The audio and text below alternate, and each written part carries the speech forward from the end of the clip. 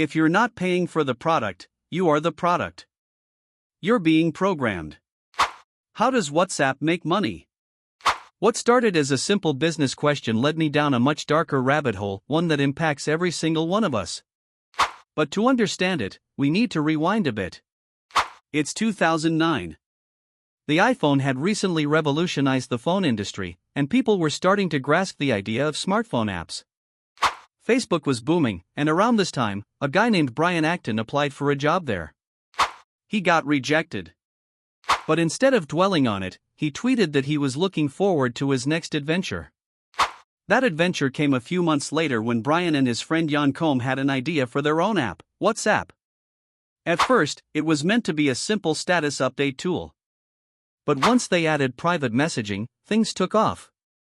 It gained popularity fast, mainly because, back then, texting was still expensive, while WhatsApp offered instant global messaging completely free. The money problem. Free apps typically make money in one of three ways: ads, in-app purchases, or by selling user data. But WhatsApp's founders hated ads. They'd left their previous jobs at Yahoo largely because of disagreements over the aggressive use of advertising. They even posted a blog explaining why they despised ads. So that option was off the table. They didn't want to clutter the app with paid features either.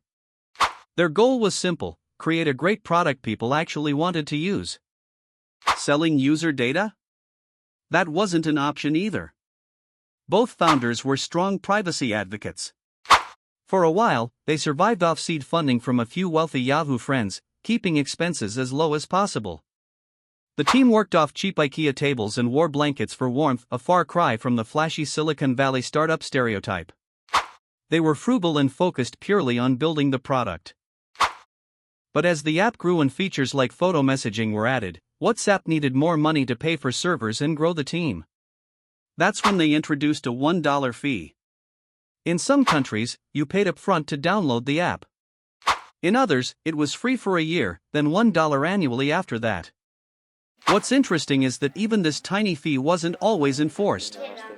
If someone didn't pay, WhatsApp often let them use the app anyway. It felt more like a voluntary donation. But surprisingly, it worked. Enough people paid that WhatsApp stayed afloat because really, $1 a year was a bargain for what the app offered.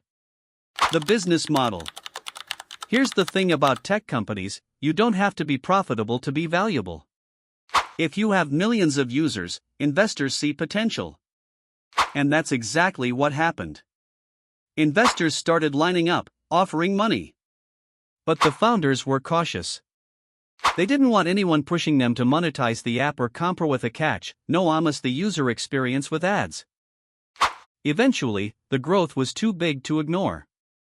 Top investment firms, like Sequoia Capital, offered millions, with a catch: no interference.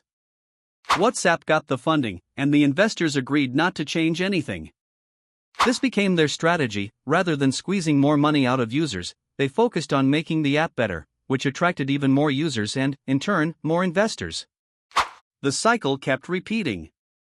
WhatsApp benefited massively from the network effect. The more people who used it, the more useful it became. By refusing to plaster the app with ads or paid features, they grew faster. Users invited their friends, family, everyone they knew.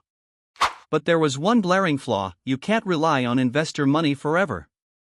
Sooner or later, someone's going to ask, where's the profit? Unless you sell. The acquisition.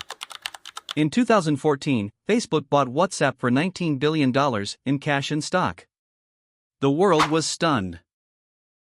Why would Facebook pay that kind of money for a messaging app that barely made any revenue? Especially when, in the 9 months before the sale, WhatsApp had generated just $1.2 million, while likely operating at a huge loss. For context, Facebook bought Instagram for just $1 billion. That $19 billion price tag could have funded 20 Mars missions or built 13 Burj Khalifas. Instead, they bought a messaging app, similar to their own. Why? Mark Zuckerberg made it clear he saw WhatsApp's true value in its massive user base.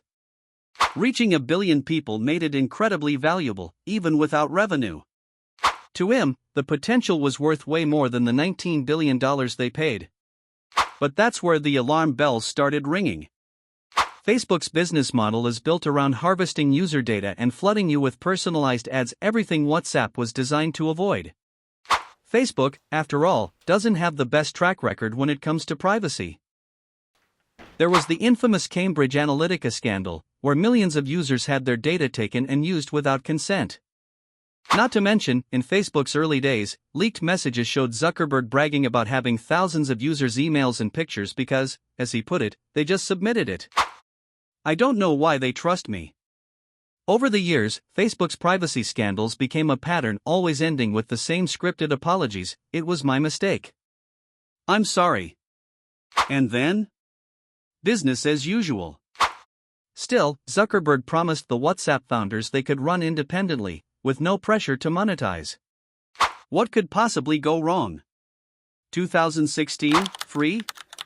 In 2016, WhatsApp announced in a blog post that it would no longer charge subscription fees. The symbolic $1 annual fee, which was rarely enforced anyway, was officially scrapped. On the surface, this sounded great. Maybe Facebook genuinely cared about connecting the world and was willing to absorb the losses without monetizing WhatsApp at all.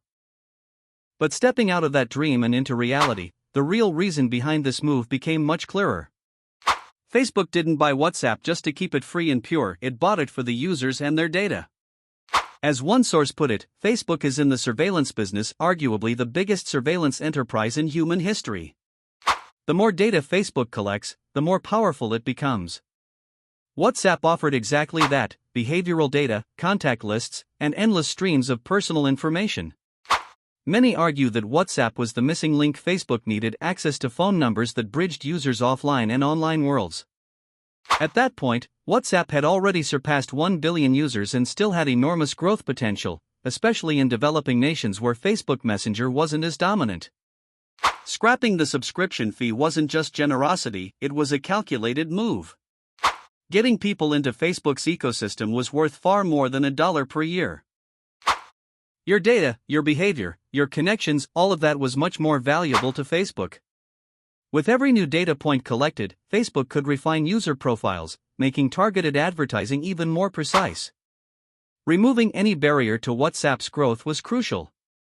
The easier it was for people to join, the faster Facebook's influence could expand. And with billions of users, Facebook knew it could find ways to cash in eventually. Another major reason behind the acquisition was eliminating competition. At the time, Mark Zuckerberg learned that WhatsApp's founders were in talks with Google. Not wanting to risk losing such a powerful asset to a competitor, Zuckerberg rushed to make an irresistible offer. Facebook has a history of this, acquiring or crushing rivals to maintain control. As one critic put it, Facebook is a case study in monopoly power. The company harvests data, uses it to spy on competitors, copies or acquires them, and then ensures it stays on top. This model stifles new companies and, arguably, harms democracy itself. While we don't have access to WhatsApp's internal revenue data, it's likely the app wasn't profitable and maybe never has been. But that didn't matter. For Facebook, ownership of WhatsApp's users and their data was the real prize. As one source described it, Facebook's tentacles were getting closer to wrapping around billions of people. And with a market that size, monetization would eventually come. Now, you might be thinking, wait, didn't Zuckerberg promise WhatsApp would operate independently and not share data with Facebook? Isn't that enough to ease concerns? Well, not quite.